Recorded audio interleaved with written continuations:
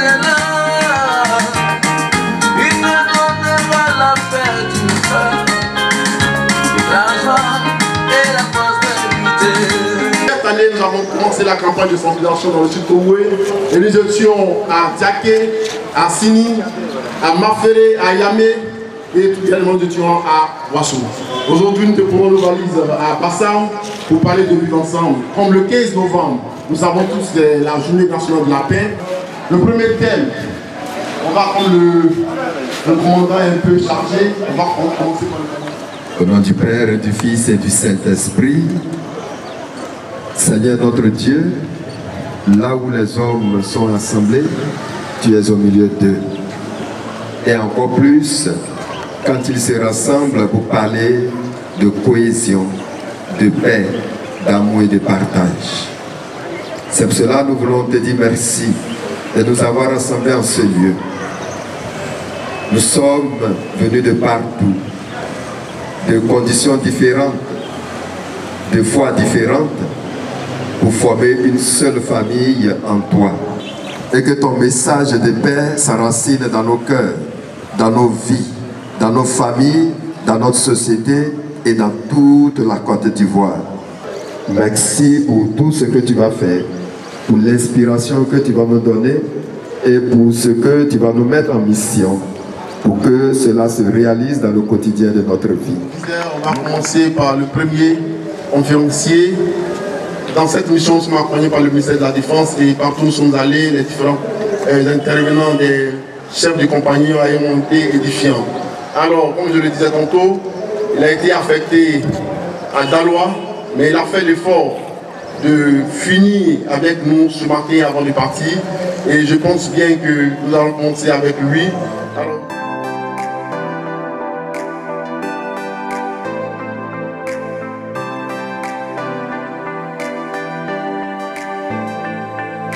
et ça, ce sont des cadres, d'éminents hauts cadres.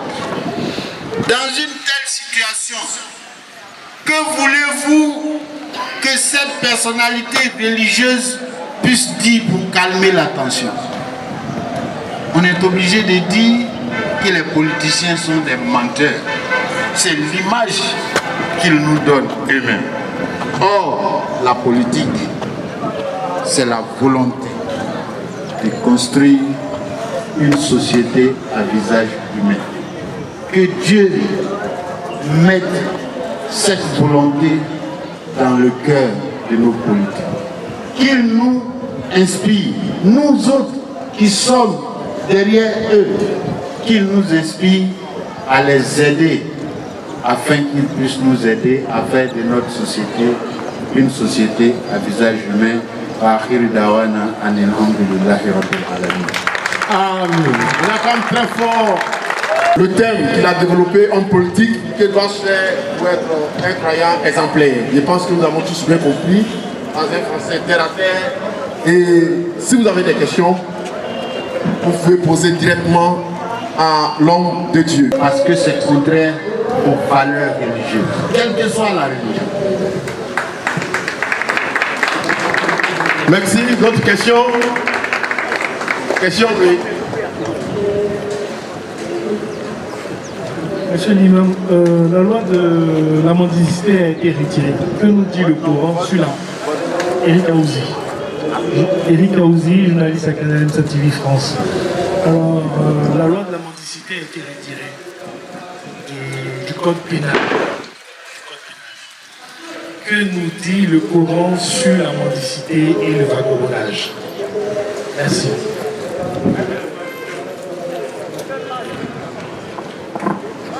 Alhamdulillah. D'abord, je voudrais dire que la mendicité, le vagabondage sont des phénomènes qui n'ont pas été créés par l'islam. Je voudrais vraiment au préalable dire cela.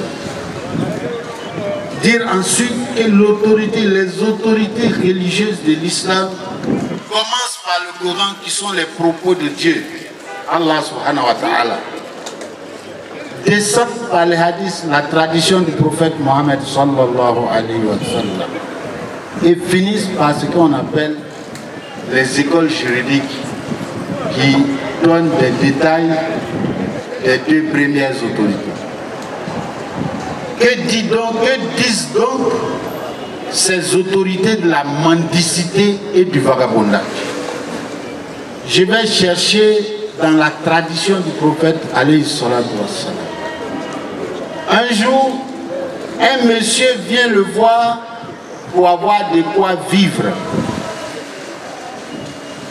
Il donne de quoi vivre au monsieur. Mais voyant sa corpulence, il est aussi bien bâti que M. Eric. Il lui donne de l'argent. Il lui demande d'aller acheter une hache et d'aller couper du fagot pour le vendre. C'est ce que le monsieur fait. Et depuis ce jour, ce monsieur a cessé avec la mendicité.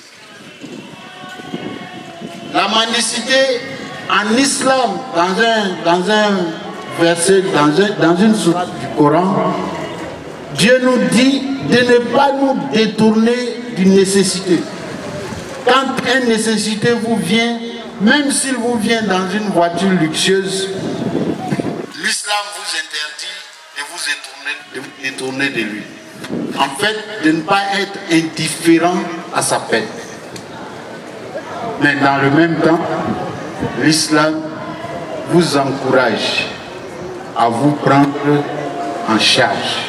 C'est pourquoi le prophète dit, la main qui donne est toujours au-dessus de celle qui reçoit. En islam, en même temps que le musulman doit être sensible à la condition de vie de l'autre, en même temps, l'islam nous encourage chacun à nous prendre en charge, sans être à la charge de la communauté. La mendicité ne peut pas être un métier pour le musulman qui comprend l'organisation et le bon fonctionnement de sa religion.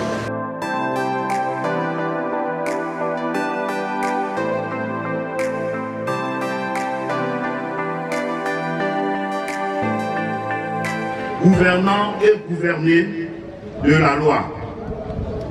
Autrement dit, ça veut dire que tout le monde, que tu sois gouvernant, que tu sois gouverné, nous sommes tous soumis au principe de la loi.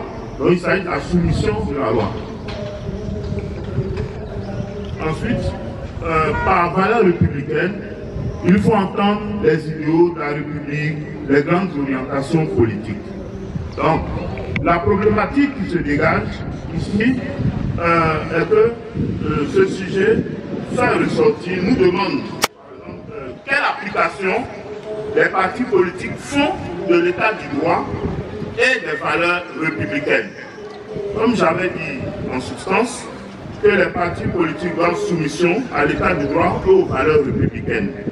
Donc les partis politiques sont des personnes privées, alors donc sont tenus de se soumettre à l'état de droit et aux valeurs républicaines. Donc, de ce point de vue, les partis politiques doivent respecter et faire respecter l'état de droit et les valeurs républicaines. En ce qui concerne le respect de l'état de droit et des valeurs républicaines par les partis politiques, alors donc, qu'est-ce qu'il faut retenir? Ici, les partis politiques sont tenus du respect des lois de la République. Au sens large du terme, la première loi en Côte d'Ivoire et partout ailleurs ici, c'est la Constitution. C'est celle qui fonde le pacte social, y compris la vie même des partis politiques. En plus, la Constitution, son rôle, elle crée et organise des institutions qui régissent la vie politique. Les partis politiques ont pour vocation la conquête du pouvoir d'État. Ils doivent se soumettre à la Constitution, aux lois et aux institutions. Et selon l'article 4 de la loi sur les groupements politiques, qui stipule que les partis ou groupements politiques doivent s'engager dans leur statut à respecter strictement les principes de la démocratie et des droits de l'homme, la souveraineté nationale, la forme républicaine de l'État et les lois de la République. Donc, dans un État de droit, les partis politiques doivent se soumettre à l'État de droit, à la bonne gouvernance et doivent également se soumettre aux principes de la démocratie. Et en dépit, les partis politiques aussi doivent faire respecter l'état de droit et les valeurs républicaines. Comme déjà dans le fonctionnement de partis politiques dans leur organisation, les partis politiques doivent s'engager à faire respecter l'état de droit, la bonne gouvernance, les droits de l'homme, la liberté d'expression par leurs membres. Leur fonctionnement interne doit refléter donc la volonté de faire respecter les principes qui régissent l'état de droit et les valeurs républicaines que sont la laïcité de l'État, la démocratie et la séparation des pouvoirs. Et dans la deuxième partie du devoir, les partis politiques aussi doivent promouvoir l'état de droit. Et pour cela donc, les partis politiques doivent promouvoir l'état de droit et les valeurs républicaines par la formation de leurs membres et par la diffusion de ces valeurs. C'est-à-dire, au sein des partis politiques, il y a des membres, il y a des militants, mais il faut que ceux-ci aient une formation adéquate. Il faut qu'ils soient le reflet de la bonne image de la démocratie et de la bonne gouvernance. Donc, les partis politiques donc, ont pour rôle essentiel de concourir à l'expression du suffrage. Donc, de ce fait, ils doivent former, comme je dis, leurs militants relativement aux valeurs républicaines et aux principes de l'état de droit. Donc, cette formation doit porter sur les notions essentielles telles que le respect de la démocratie, la promotion de l'état de droit. Donc, les partis doivent faire la promotion de ces valeurs. Et en outre, ces formations garantissent une bonne culture politique. J'insiste sur cette notion parce que c'est important, parce que, vous savez, on parle de cohésion sociale.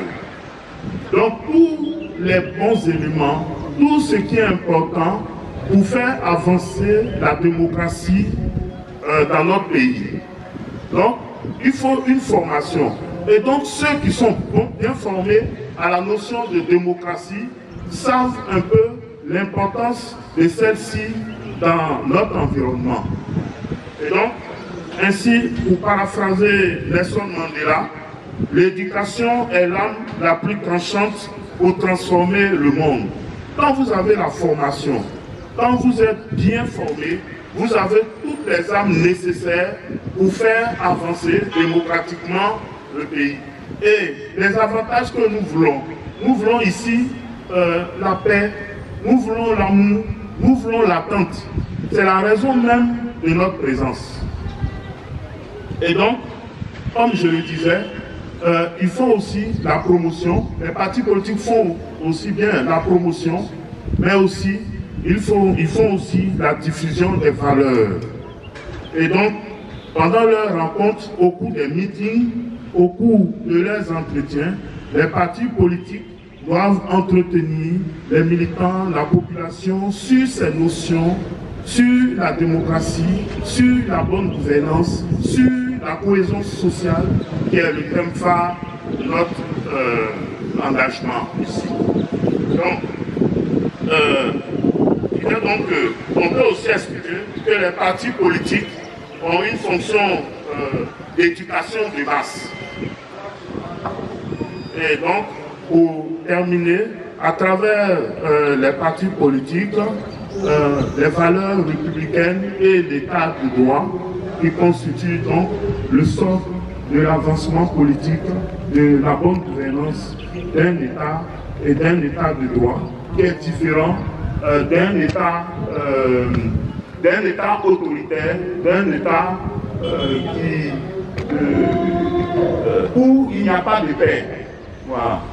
Donc, en résumé, donc, je voudrais dire que le thème ici fait appel à la notion, n'est-ce pas, de cohésion sociale. Et pour atteindre cette valeur, il faut une formation par les partis politiques et une formation des militants eux-mêmes. Cela va permettre notre avancement et l'avancement de la démocratie en Afrique, en Côte d'Ivoire et partout ailleurs dans le monde. Je vous remercie. Merci, chers frères, merci à M. Zanou, Honorable Ambroise, que j'aimerais encore une fois féliciter pour le thème qui vient d'aborder, parti politique face à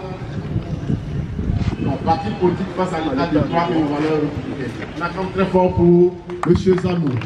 Merci.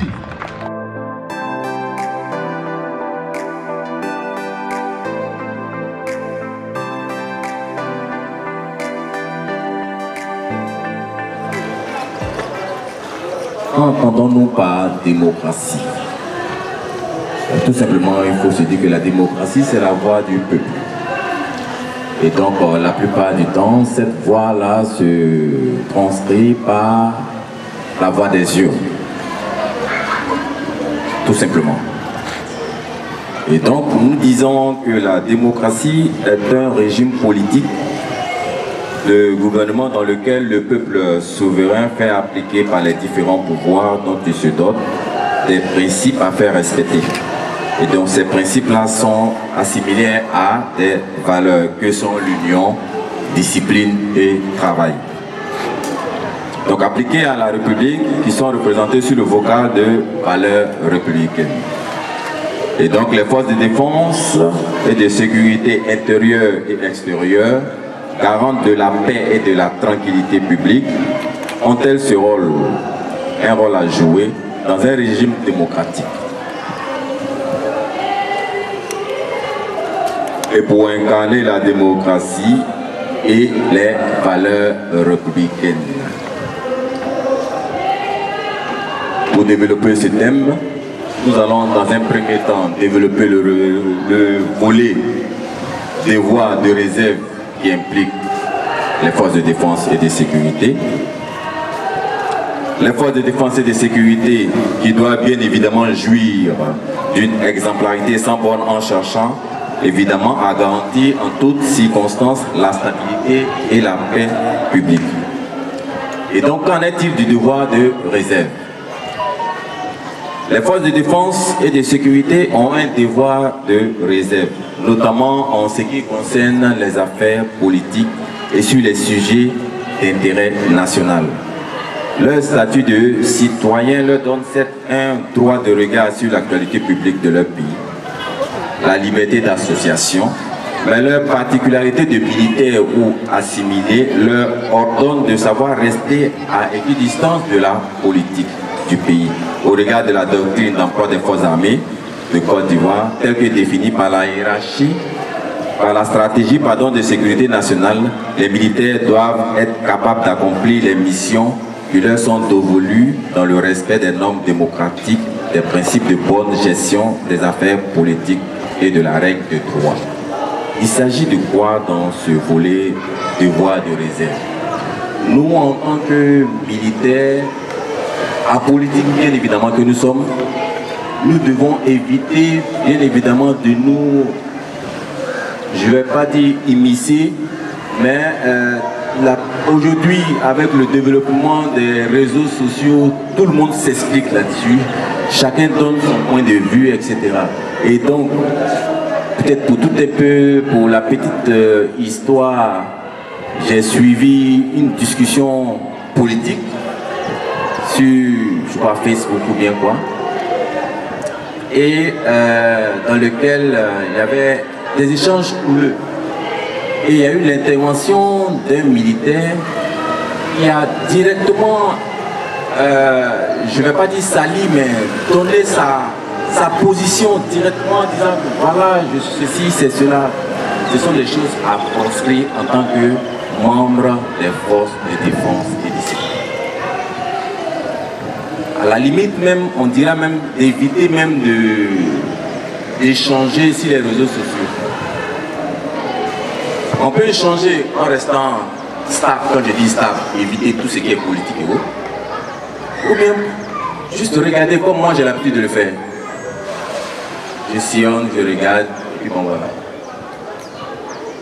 Donc c'est un peu ça ce qui concerne le volet droit de réserve des militaires. Et donc qu'en est-il de l'exemplarité des forces de défense? Et donc nous disons que en tant que militaires ou assimilés, les forces de défense et de sécurité incarnent le drapeau de la République. Et donc pour ce faire, ils sont tenus à une parfaite exemplarité. Ils se doivent dans leur comportement de tous les instants d'être irréprochables. Étant la boussole de la population, bien évidemment, ils répriment de ce fait les situations de troubles à l'ordre public, d'insécurité ou réagissent aux attaques intérieures et extérieures dans le respect des droits de l'homme, du droit international humain et du code de déontologie propre aux forces de défense et de sécurité. Qu'en est-il de ce volet-ci parlant bien évidemment de l'exemplarité des forces de défense et de sécurité? On veut dire par là que nous, en tant que force de défense, on doit être un modèle vis-à-vis de la population. Normalement, j'allais dire, un citoyen doit pouvoir dire, ah tiens, voici un militaire ou un policier ou un jeune homme, je dois faire comme, parce que ce monsieur-là, voici sa façon de travailler, voici comme il est, c'est un modèle. Quand il s'agit de réprimer, on réprime. Mais bien évidemment, avant la répression, il y a ce qu'on appelle quoi? D'aucuns diront avertissement, il y a l'enseignement qu'on va donner avant de réprimer, etc. D'accord? Deux messieurs commettent la même infraction, et donc comme c'est monsieur X, lui on a bu, excusez-moi pour le terme, on a pris un pot hier, et comme je le connais, et que voilà, celui-ci je ne le connais pas, donc lui il sera frappé par la loi et l'autre non.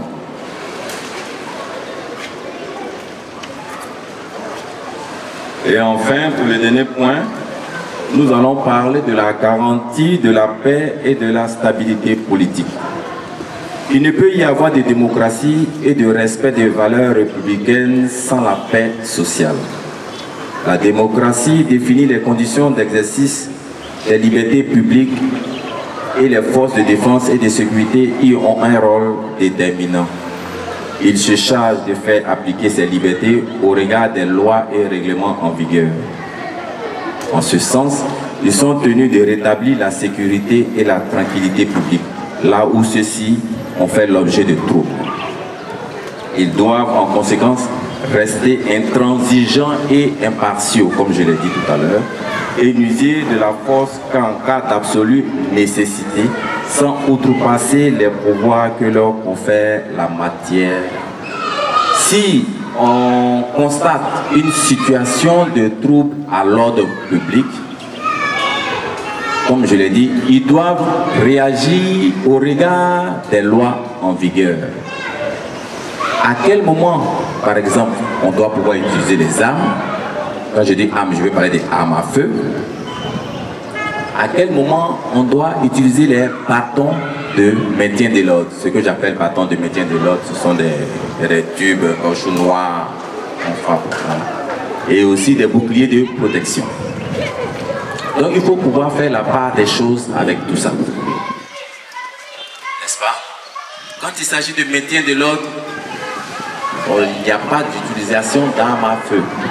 Il y a des boucliers et les bâtons de protection pour rétablir.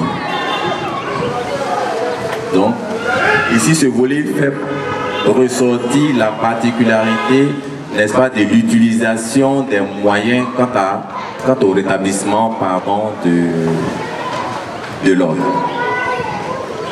Et pour finir, nous disons qu'en définitive, le rôle des forces de défense et de sécurité n'est pas incompatible avec les valeurs républicaines, bien évidemment. Loin s'en faut, elles y jouent bien au contraire un rôle considérable en ce que leur action reste l'un des puissants baromètres permettant à jauger la vie démocratique d'un pays.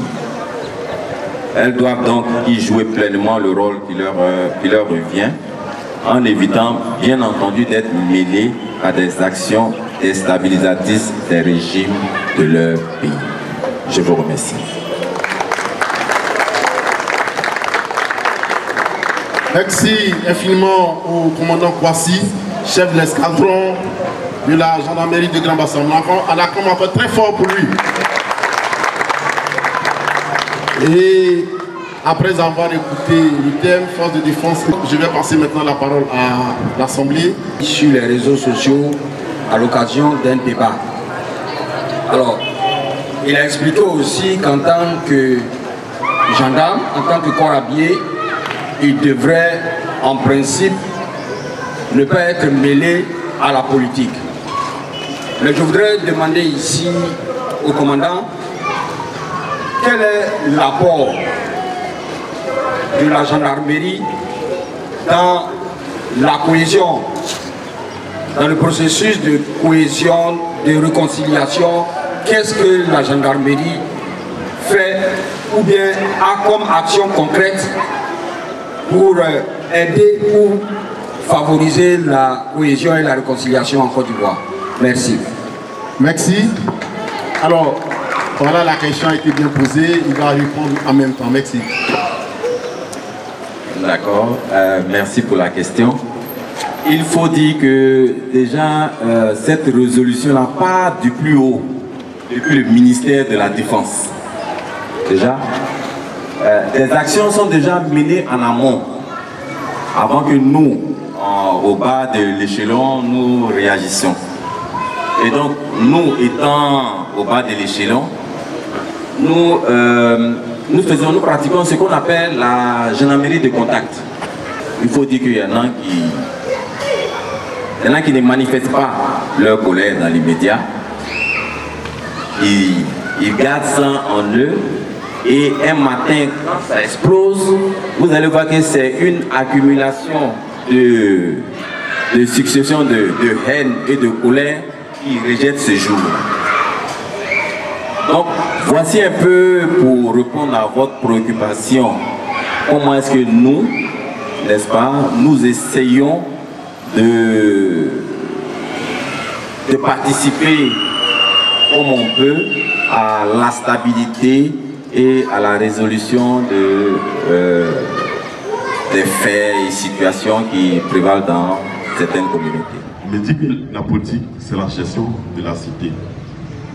C'est-à-dire que lorsque je suis maire, on n'a pas besoin de me dire que, par exemple, il n'y a pas courant dans telle ou telle localité, il n'y a pas l'eau. J'ai un service qui doit automatiquement faire comprendre que dans tel quartier, il n'y a pas l'eau.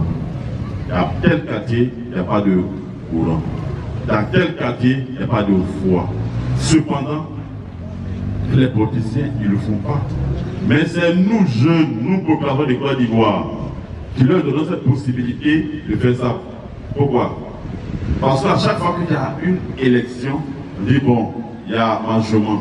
S'ils nous donnent un peu, on oublie que pendant 5 ans, on a vécu dans le noir, on a vécu sans l'eau, on a vécu sans froid d'accès pendant 5 ans. Mais comme on attend 1000 francs ce jour-là, on va le reconduire ça.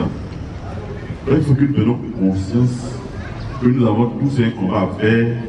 Ce combat-là, c'est de permettre à l'homme politique de se réveiller et de faire ce pourquoi il est élu. C'est ça que je voudrais ajouter comme contribution. Tout va mal au sein des politiciens parce qu'ils savent comment faire que tout aille mal ou comment ces jeunes-là peuvent éviter d'être des chairs à canon, de descendre sur le terrain pour se faire massacrer. Je vous remercie. Comment est-ce qu'il fait la politique? Parce qu'il a parlé de politique. Mais comment est-ce qu'un jeune... C'est pas parce qu'on est jeune. Pour laisser ses activités. Voilà. Va là-bas. Tu le fais. Moi maintenant, quelle est ma position exactement? Quelle est la direction?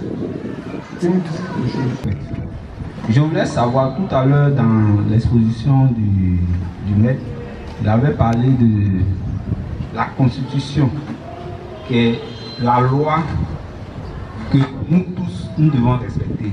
Quand tu es ivoirien, c'est la loi que tu dois respecter. Mais quand la population, je ne rentre pas dans le volet politique, moi en tant qu'un jeune ivoirien, je constate qu'un politique ne respecte pas la Constitution. C'est à quel moment le peuple doit pouvoir se soulever pour dire que non, celui-là, la Constitution, là, il ne suit pas. C'est qui doit être devant. Comment est-ce qu'on doit faire pour que ce dernier sache qu'il n'est pas en train de respecter la Constitution? C'est ça qui envoie les gens aussi dans les rues. Et c'est là qu'ils prennent leur pouvoir pour venir réprimander les gens. Donc il faudra quand même que déjà ceux qui sont en haut, qui doivent respecter le texte que nous tous nous sommes donnés, puissent faire leur part. S'ils ont fait leur part, à notre niveau, on va quand même dire que ce dernier fait sa part, mais ils ne font pas leur part. Au moment où on dit, la seule manière où le peuple a pour pouvoir quand même se prononcer, c'est la marche. Et il réprimande le peuple. À quel moment le peuple, comment le peuple doit faire pour ne pas être réprimandé, comment il doit faire pour se faire entendre? Bon, la question est bienvenue. Avant de porter jugement, parce que les deux questions ont un point de connexion. C'est-à-dire, vous parlez de quel mécanisme il faut pour avoir recours. Souvent, quand le politique, par exemple, qui est dans le bon droit, on ne lui rend pas son bon droit. C'est pas si on se comprend. Voilà. En fait, moi, pour toute chose, moi, je me dis, c'est pas la violence. La violence n'est pas un moyen pour résoudre un problème ou bien un conflit qui est déjà là. Est-ce que vous comprenez? Donc, dans un premier temps, toute chose passe par l'éducation. Comme j'ai dit en citation, que Mandela même a bien fait de dire que l'arme la plus tranchante pour gouverner le monde, c'est par l'éducation. Quand vous avez une éducation, l'éducation, c'est pas être dans les rues seulement. Il faut se former. Moi, je dis ça toujours. Parce que la majeure partie de nos populations, souvent ne comprennent pas le sens des choses, mais se lancent à la battue. C'est pas bon. Formons-nous. Et puis quand on ne comprend pas, il faut demander.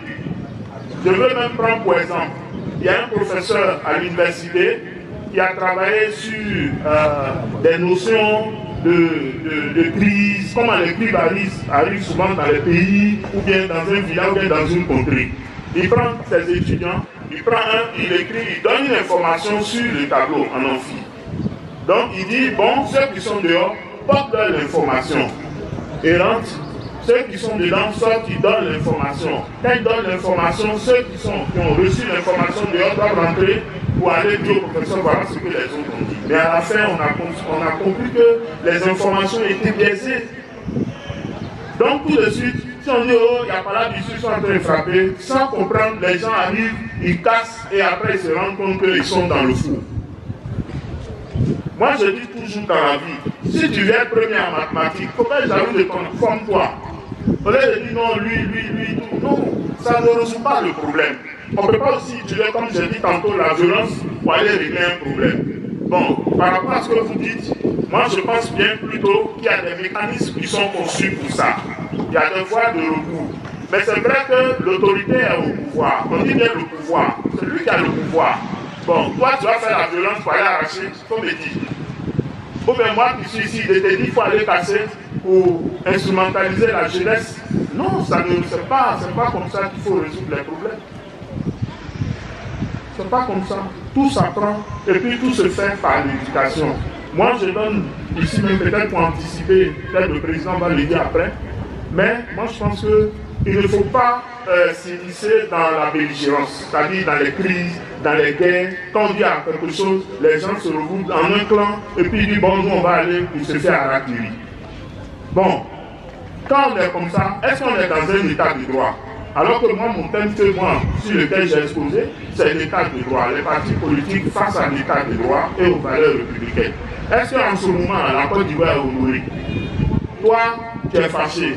L'autre, il est aussi fâché. Moi, je ne suis pas content. Donc nous tous, on se met là, et puis on se bagarre, et puis on voit le vainqueur. C'est lui qui va prendre. Mais c'est pas bon. C'est pas bon. Il faut être responsable. Il faut être responsable. Il faut réfléchir. Quelqu'un vient te donner une information. Tu n'as même pas compris. Tu dis, ah, donc c'est comme ça que ça se passe. Pof! Toi aussi, tu appelles l'autre, on diffuse les informations et on se rend compte que c'est du faux qu'on a distillé à la population ou bien ceux qui nous suivent. Un leader, un guide, c'est pas n'importe quoi. C'est quelqu'un d'abord qui a d'une bonne moralité et puis ce qu'il dit, c'est la vérité. Il doit amener les gens à le suivre sur le bon chemin. Comme Jésus le dit, le Père là. Moi, je viens vous dire tout de suite, mon commandant ici, il a giflé quelqu'un. Où est la véracité de ce que j'ai dit? Est-ce que c'est vrai, réellement? On ne cherche pas à comprendre. On dit non, comme c'est mon frère, paf! Et puis on est là. Donc, à toute la jeunesse, moi, ce que moi je vais donner comme conseil, en matière politique, il ne faut pas s'injecter dans la politique comme ça. Vous avez compris? Il faut écouter, il faut apprendre, il faut se former. Il y a des personnes qui sont là pour bien nous former. Parce que souvent on est là, on pense qu'on est formé, on pense parce que j'ai un diplôme de temps. Non, il faut se former, il faut demander. On va vous former, on va vous apprendre. Donc, merci beaucoup. Je pense que peut-être s'il y a des choses à compléter que d'autres personnes voudraient ajouter. Voilà. Ok, alors,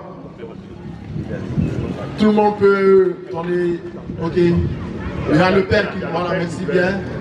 Voilà, le père Antoine Gérard, représentant de l'évêque. Merci. On va dire que je suis pas trop bien placé. Comme l'a dit mon commandant, je fais partie d'un corps qui doivent être neutres. Un homme, un prêtre, comme je suis prêtre, je parle de moi, mon état. Un prêtre ne doit pas prendre de position. Je vais répondre un peu à notre frère, le jeune. Quelqu'un a dit, la politique, normalement, ce n'est pas fait pour nourrir l'homme. C'est un plus. Donc ça veut dire qu'il faut d'abord se former, avoir ses diplômes, avoir son gagne-pain. Maintenant, si tu as ton gagne-pain et que tu veux que tu te suffis et que tu veux aider les autres aussi à gagner leur pain, tu entres en politique. Mais si tu n'as pas ton gagne-pain et que tu veux entrer en politique, justement, on va poser la question comme il a posé. J'ai rassemblé les gens pour toi. Ils sont venus, tu as parlé, ils ont compris ton message. Maintenant, moi, je gagne quoi dedans? Mais tu gagnes rien. Je ne sais pas si je me fais comprendre. Tu gagnes rien. Normalement, quand tu as fini tout ça, tu l'as fait par conviction. Lui qui est devant toi, tu supposes que c'est lui qui peut mieux gérer la cité. Puisque la politique, c'est la gestion de la cité. Il peut mieux gérer la cité pour que nous tous on soit heureux. Donc tu as fait ton travail, tu retournes à ce qui va maintenant te donner à manger. Donc voilà comment je perçois les choses. Sinon, on va se laisser emporter dans la politique et prendre des positions qui ne sont pas bonnes pour la gestion de cette même cité. Donc pour moi, le jeune doit se former, doit avoir son gagne-pain et puis mettre son savoir-faire au service de la gestion de la cité. Voilà comment moi je comprends les choses. Sinon, on va vouloir se faire payer. Et comme les politiciens généralement, comme on l'a dit tout à l'heure, ils ne respectent pas leurs paroles. Il va te faire mobiliser et puis à la fin il ne te donne rien. Bon.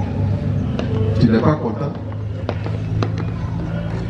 Maintenant, pour répondre aussi à notre frère, moi je crois que ce qu'il dit n'est pas faux. Ça est aussi dans la Constitution, non? Le droit de revendiquer. Mais le conférencier l'a dit, est-ce que la revendication c'est forcément aller casser? Est-ce que c'est forcément aller blesser? Voilà. On peut même être ici et puis faire notre revendication sans gêner quelqu'un. D'ailleurs, même dans les pays développés, tout est encadré. On ne manifeste pas n'importe comment. Au moment où tu veux manifester, l'autre lui va aller au travail. Tu ne dois pas l'empêcher. Au moment où tu veux manifester, si tu casses la maison de quelqu'un qui a mis tout son temps, toute sa vie à construire, mais lui aussi ne sera pas content. Et donc la violence s'installe dans le pays. Mais si tu veux manifester, bon, tu as le droit, mais dans le respect des textes, des lois, et puis se faire encadrer. Et puis surtout dans le respect de la vie humaine. Moi, en tant qu'homme de Dieu, c'est ce que je conseille. Je suis fâché, je frappe tout le monde parce que j'ai la force. Mais qu'est-ce qui me dit que quand je vais finir de les frapper, je vais avoir raison? Donc, question à nous tous. Il faut vraiment être sage, savoir revendiquer, en ne blessant pas le droit de l'autre aussi. Voilà. Et puis, je termine avec ce que notre frère a dit. C'est ça la formation. Je suis sûr que ce que vous avez relevé, beaucoup d'entre nous ici, on ne sait pas. Or, généralement, les jeunes veulent sauter les États. Avec ce que vous avez dit, normalement c'est clair. Ça peut créer des problèmes. Quelqu'un a souffert, il a eu son terrain, si les gens doivent lui arracher, mais il ne sera pas content. Quelqu'un il s'est débrouillé jeune, il s'est débrouillé, qu'elle a eu son permis, il a peine s'est débrouillé. Si du jour au lendemain on doit lui enlever son permis, il ne sera pas content. Mais en même temps aussi, il ne faut pas ignorer la loi. Et donc, on doit avoir des recours pour que, si ce n'est pas bon pour la gestion de la cité, on puisse se retirer aussi effectivement. Voilà. Donc, merci à tous, c'est juste une contribution. Voilà, merci. Alors, le président de l'OISS est là. On va aller rapidement pour la séance d'exercice. Merci beaucoup. Merci aux différents intervenants. Les questions qui n'ont pas été prises en compte seront prises en compte certainement dans le troisième exposé qui sera fait par l'imam de ce moment. Nous arrivons à notre étape de notre campagne de sensibilisation. C'est l'exercice. Nous avons 3 exercices. Nous voulons appeler ici 5 jeunes et 5 femmes. Comme aujourd'hui, c'est la seule étape où il n'y a pas assez de femmes, parce que généralement, partout il y a pour les femmes, donc on va appeler 4. Hein? 4 jeunes et 4 femmes. Nous avons ici 20 000 francs gagnés dans l'exercice. Donc 4 jeunes et 4 femmes. 4 jeunes et 4 femmes. Bon, s'il n'y a pas de femmes, alors 4 jeunes ici, 4 jeunes là. Rapidement. On dirait qu'il n'y a pas assez de femmes aujourd'hui. C'est la seule étape où vraiment il n'y a pas de femmes. C'est dommage. Et 4 jeunes. Venez rapidement.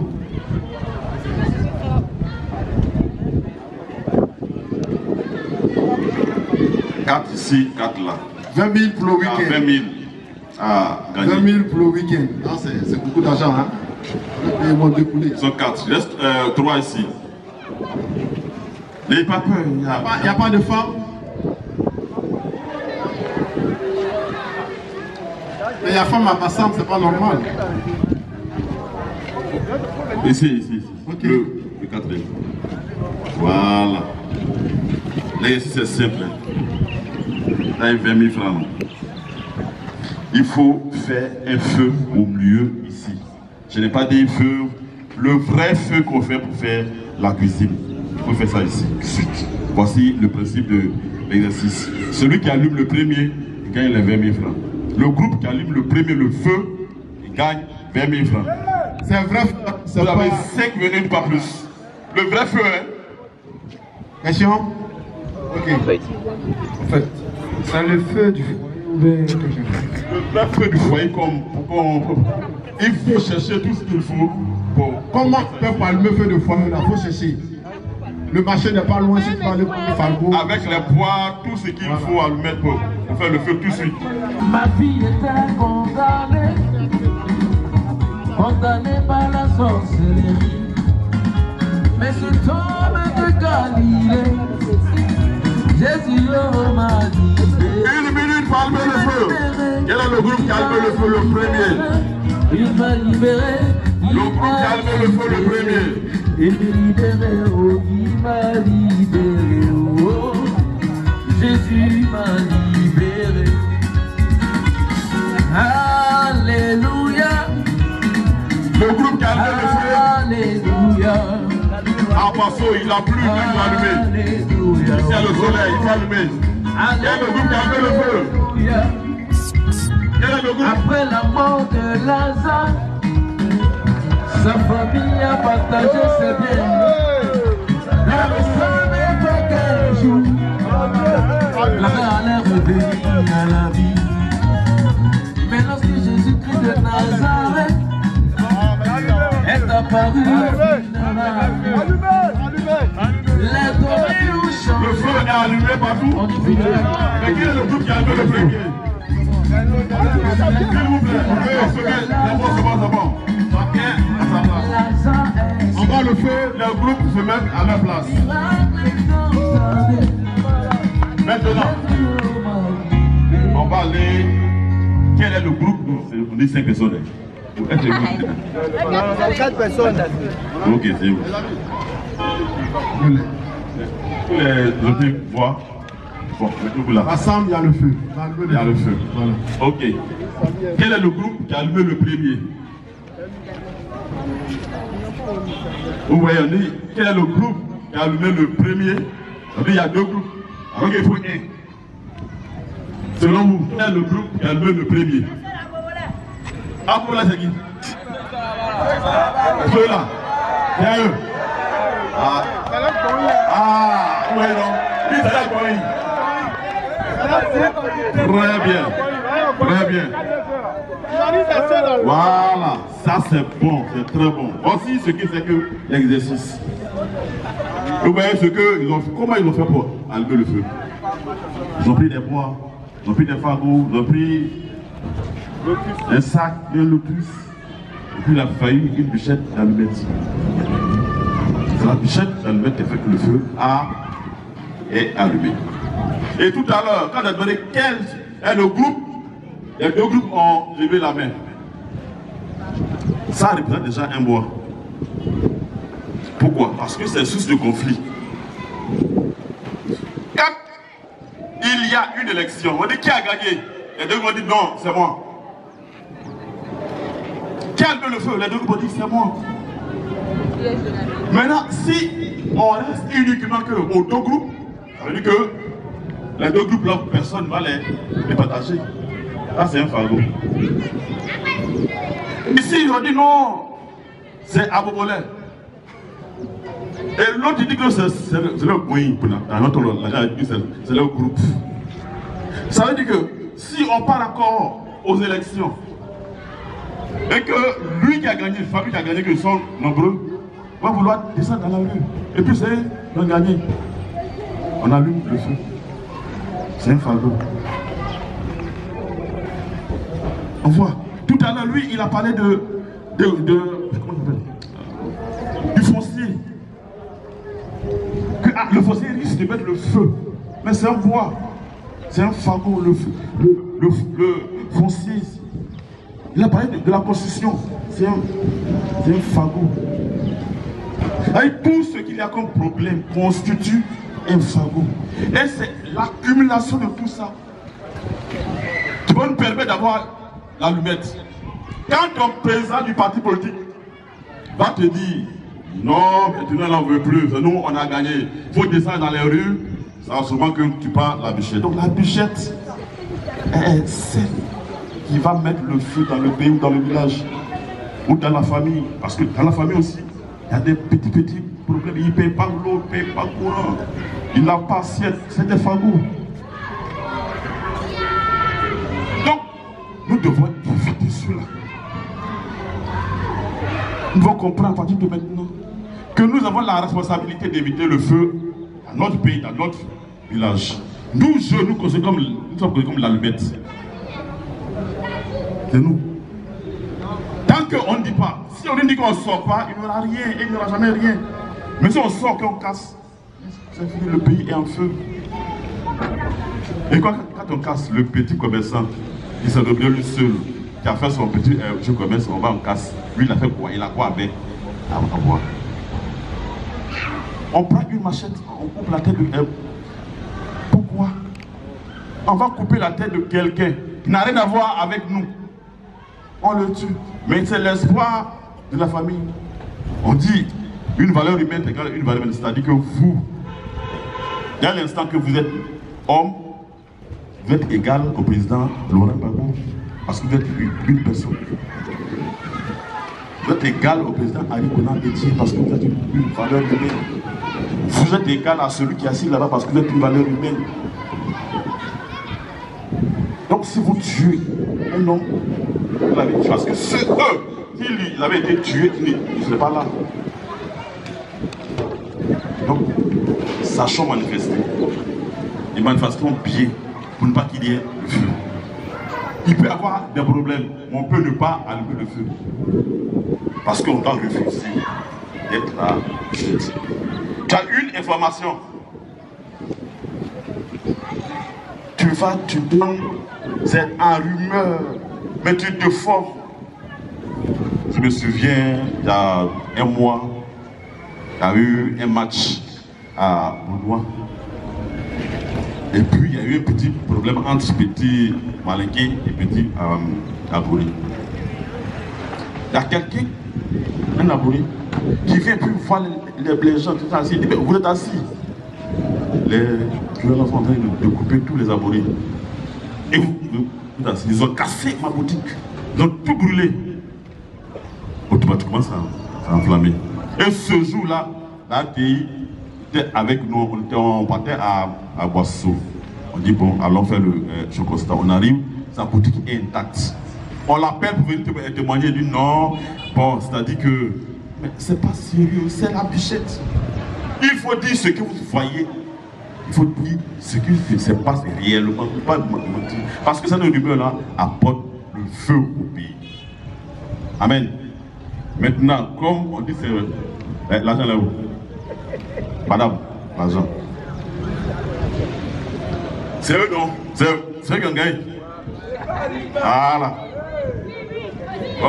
C'est eux qui ont gagné, mais comme c'est la cohésion, donner les 5 000 francs, eux s'ils vont te donner avec.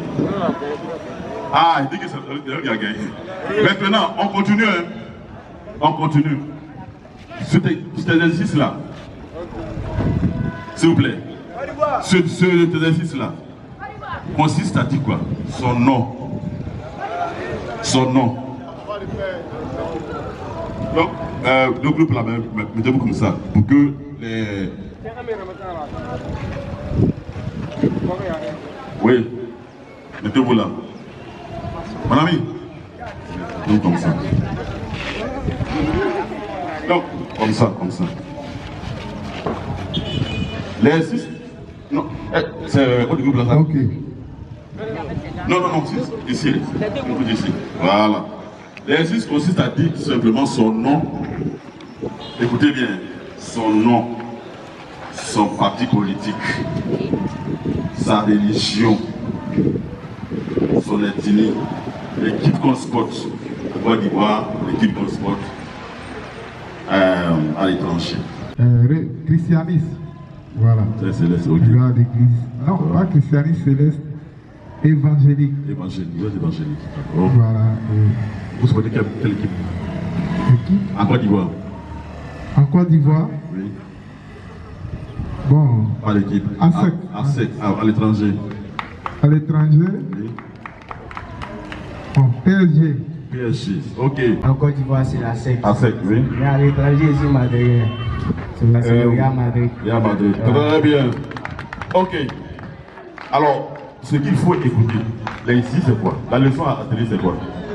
Vous trouvez que vous que vous êtes présenté. Il y a un baoulé, il y a un mannequin. Ils supportent tous deux la SEC d'Avignon. Ils supportent tous deux le PSG. Mais un est quoi? Liverpool? Non, non. Lui il est non. Parti politique. RHDP, l'autre est PDC. Et c'est comme ça. Il y en a qui sont à sec, ils supportent Barça. L'autre est à sec, ils supportent Liverpool. L'autre est à sec, ils supportent Lys, ils supportent Barça. L'autre est Lys, ils supportent Liverpool. Pour dire quoi? Est-ce que quand on supporte la SEC, Liverpool, Barça, Lys, et qu'on est chrétien, la personne change? Est-ce que ma personne change? Quand je supporte la SEC, je suis différent de la personne qui va supporter Barça, c'est la même personne. Mais pourquoi, quand je dis je suis RHDP, et que toi avec qui on a supporté ensemble à SEC, ou le Barça, que toi tu dis que tu es PDCI, on doit se préoccuper à la machette. Est-ce que là, nos personnes changent? On supporte à SEC, c'est la même personne. On supporte Barça, on est la même personne. On est chrétien, c'est la même personne. On est musulman, c'est la même personne. Mais quand on dit, moi je suis PPACI, et que l'autre est RHDP, c'est la bâchette. Pourquoi? Est-ce que notre personne change? Non. Notre personne ne change pas. C'est la même personne qui supporte la SEC, qui est PPACI. Donc de la même façon que tu m'aimes, ou on s'aime lorsqu'on supporte la SEC, cette même façon doit être lorsqu'il s'agit de RHDP, de PPACI.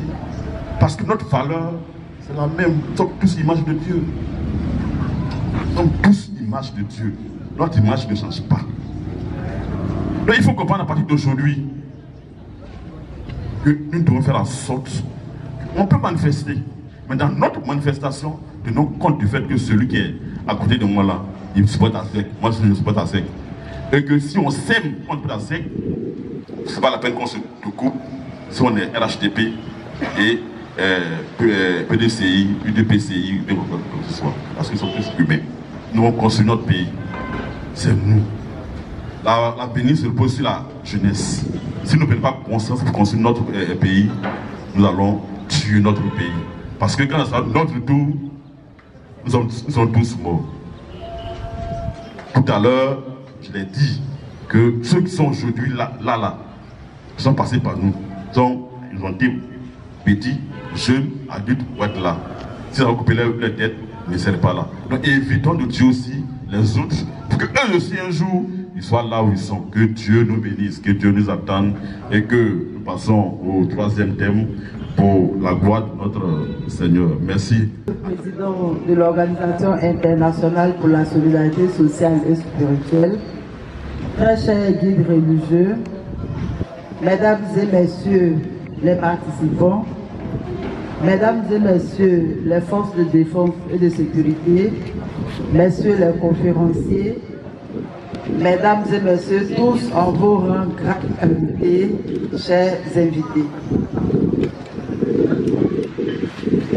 Permettez-moi de vous traduire la fierté de la commune de Grand Bassam d'être toujours choisi pour abriter cette campagne de sensibilisation sur les valeurs spirituelles qui fondent la vraie démocratie.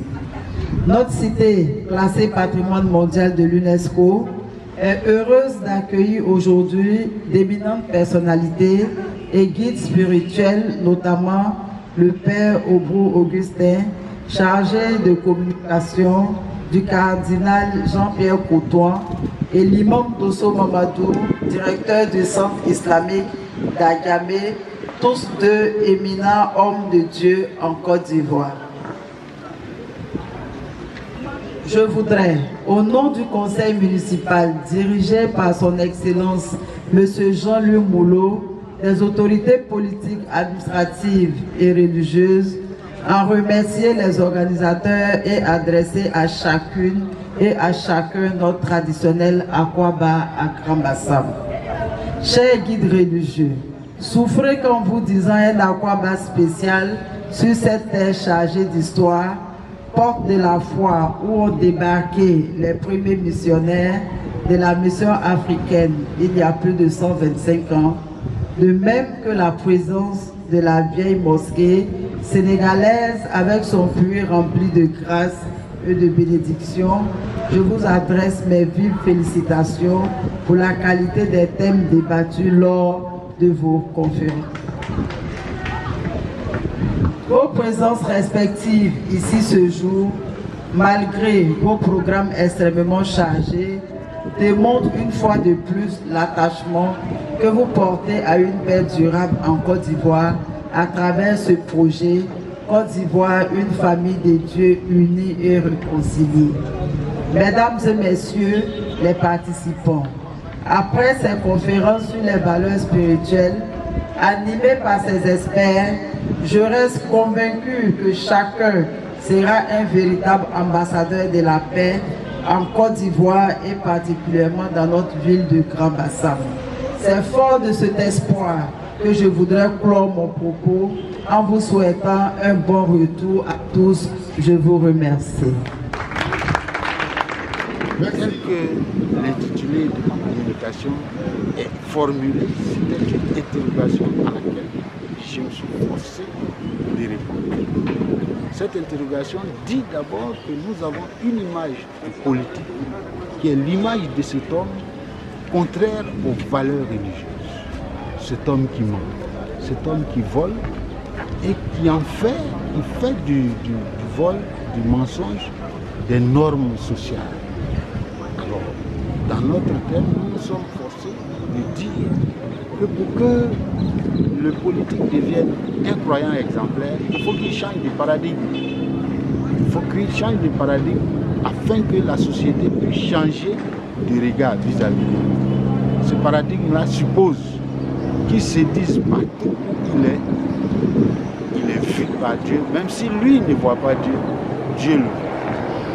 Il doit être conforme à certaines valeurs qui sont telles que croyants, ne pas mentir, ne pas voler, ne pas acheter les consciences. Alors merci, mais nous allons revenir concrètement sur le sujet. Pratiquement, qu'est-ce que vous reprochez aux politiciens ivoiriens qui ne rentrent pas dans le sillage que vous avez communiqué tout à l'heure? Non, il faut remonter à la formulation du thème. C'est le thème.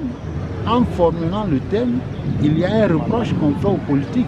Parce qu'on dit, que doit-il faire pour qu'il devienne un croyant exemplaire? Ça veut dire qu'il n'est pas un croyant exemplaire. Et moi, étant de la communauté nationale ivoirienne, je sais ce qu'on reproche aux politiques. Il est reproché aux politiques de mentir, de ne pas tenir les promesses. Et donc, je me suis basé sur l'imaginaire populaire, sur l'opinion populaire, pour dire aux uns aux autres, voilà l'image qu'on a de vous.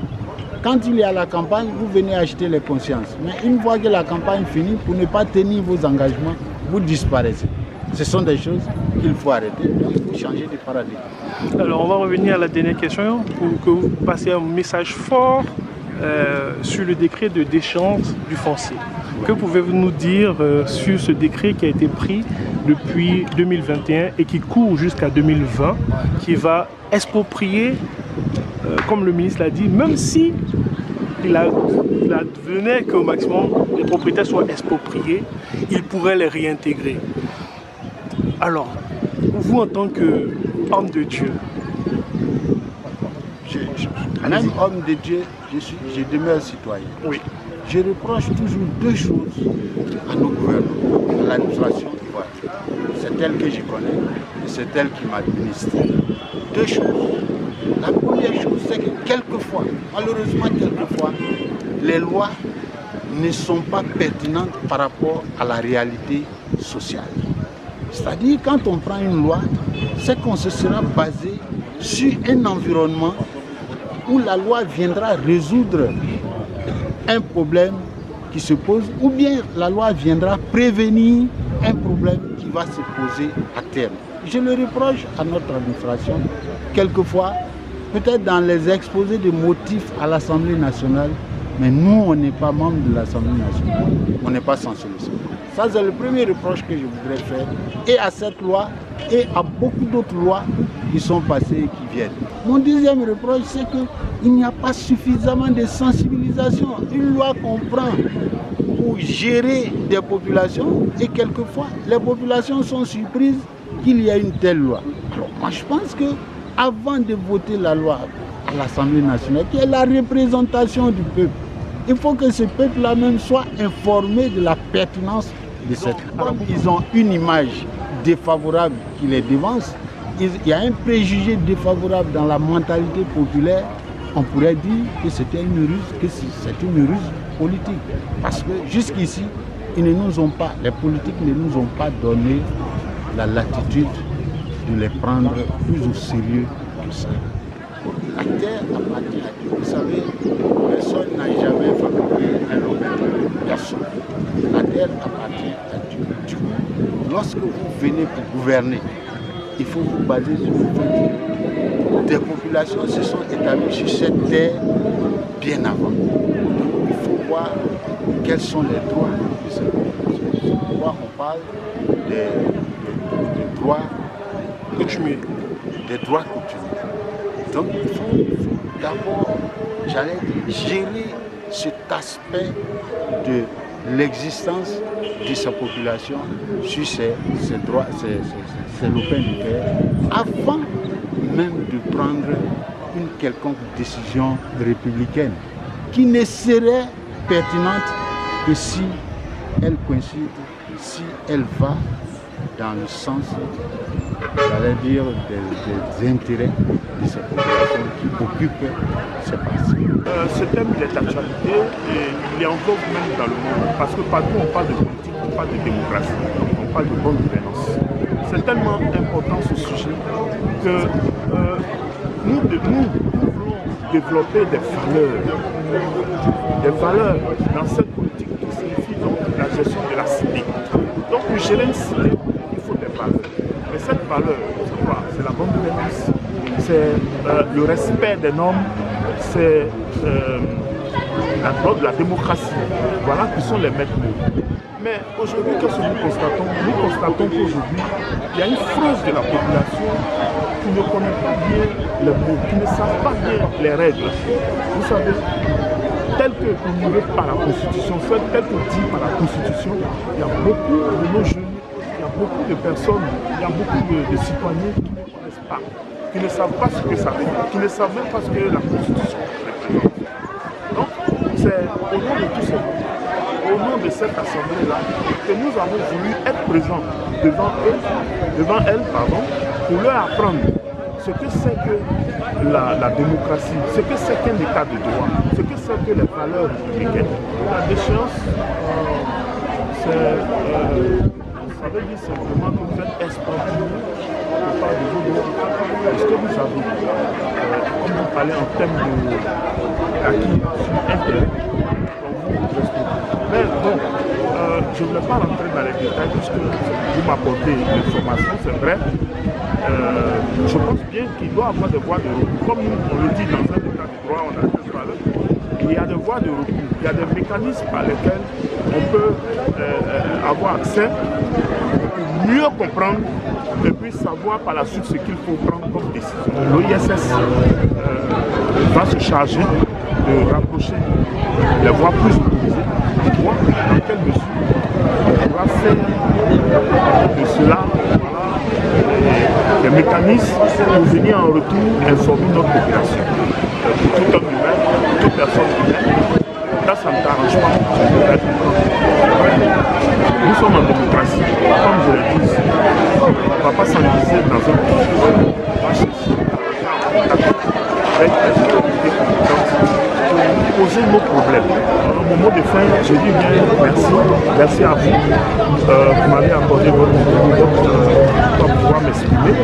Et je voudrais aussi que vous soyez le fer de lance de tout ce que comme vous êtes communicateur, vous êtes journaliste, je voudrais aussi que vous apportez ces informations, que vous éclairez que la population sur les notions essentielles de la non-violence dans une cité. Et cette non-violence passe par la non-violence, la tolérance, la compréhension des gens. Et puis dans cette belle cité qu'elle a fait continuer dans le monde, que ce soit la même table, et puis trouver des solutions à nos problèmes. Cela va nous permettre et d'être des personnes véritablement affranchies. Nous comprenons tous ce qui se passe en Afrique. Les guerres, les violences politiques, les haines, la pollution, la mauvaise gestion du patrimoine commun. Or, nous sommes tous croyants. L'Église nous enseigne. L'islam nous enseigne qu'il faut aimer. On donne à donner. On ne peut pas aimer sans donner. Nous voulons, à partir de maintenant, la classe politique maintenant se obéisse à la valeur spirituelle.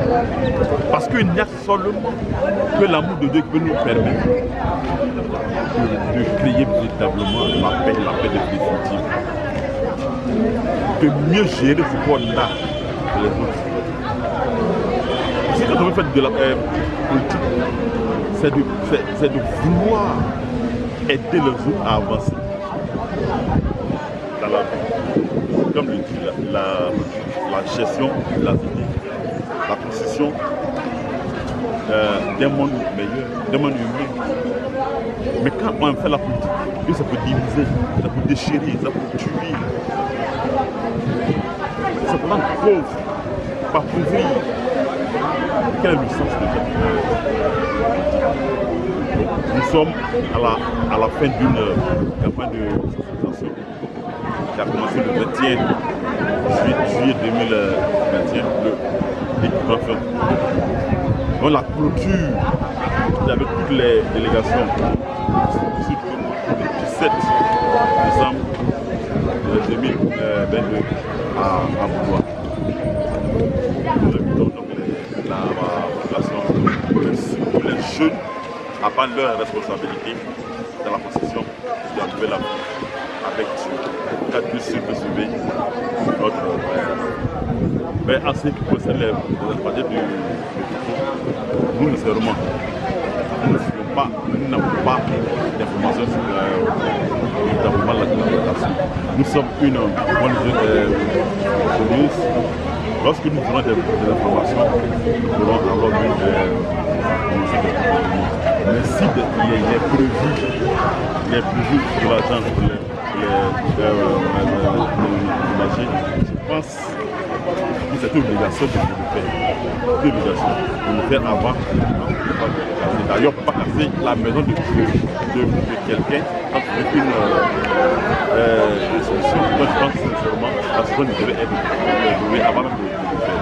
Mais nous n'avons pas d'informations, nous ne pouvons pas nous connaître l'État que Dieu aide l'Afrique à avancer. Que Dieu aide l'Afrique à avancer. Mais que la jeunesse africaine croyante s'adonne vraiment à la politique, rentre dans la politique. Il fait la vraie promotion des valeurs.